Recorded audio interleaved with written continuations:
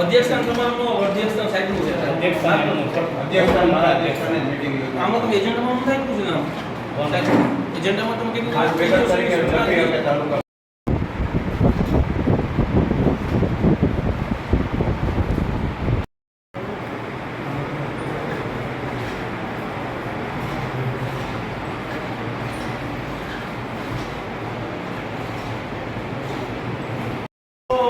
અવિશ્વાસની દરખાસ્ત છે પ્રમુખશ્રીને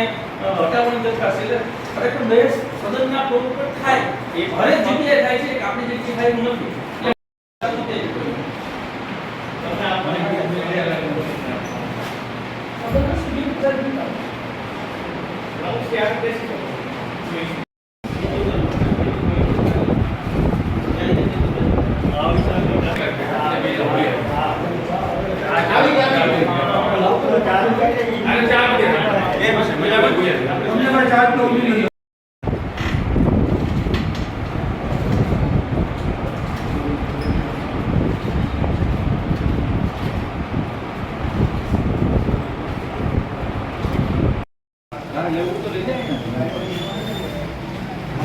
થઈ લીધું અંદર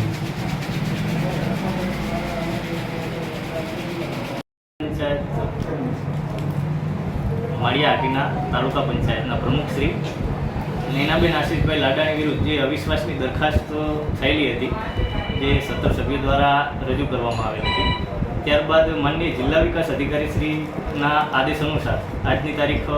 16/7/2024 ને 11 કલાકે અવિશ્વાસની દરખાસ્ત માટેની એક ખાસ સામાન્ય સભાનું આયોજન કરવામાં આવેલું એ સામાન્ય સભામાં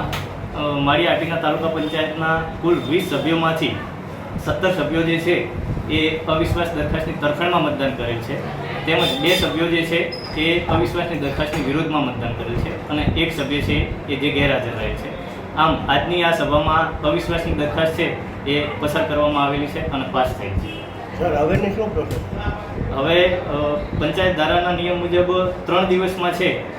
અવિશ્વાસની દરખાસ્ત જ્યારે પણ પાસ થઈ જાય છે ત્યારના 3 દિવસ બાદ છે એ પ્રમુખશ્રી પોતાનું સ્થાન ત્યાંથી એમને છોડવાનું થાય છે.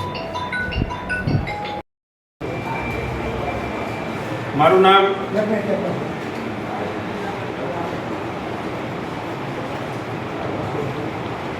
નામ રણજીતસિંહ મસરીભાઈ યાદવ,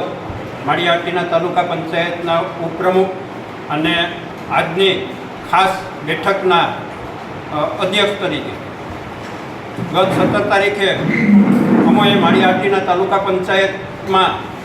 પ્રમુખ નૈનાબેન આશિષભાઈ લાડાણી વિરુદ્ધમાં અવિશ્વાસની દરખાસ્ત મૂકવામાં આવેલ, જેમના અનુસંધાને જિલ્લા વિકાસ અધિકારી શ્રીએ તારીખ 16/7/2024 મંગળવાર સવારના 11 કલાકે તાલુકા પંચાયત સભાખંડમાં ખાસ એજન્ડાની ખાસ મિટિંગ બોલાવવામાં આવેલ હતી, જેમના અનુસંધાને આજની મિટિંગની અંદર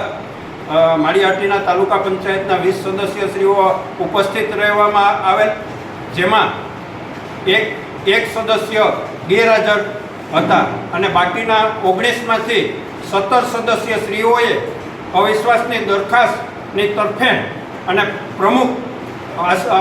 પ્રમુખ નૈનાબેન આશીષભાઈ લાડાણીની વિરુદ્ધમાં સતત સદસ્યશ્રીઓએ સંપૂર્ણ 2/3 બહુમતીથી તેઓને બાકાત કરવામાં આવેલ છે.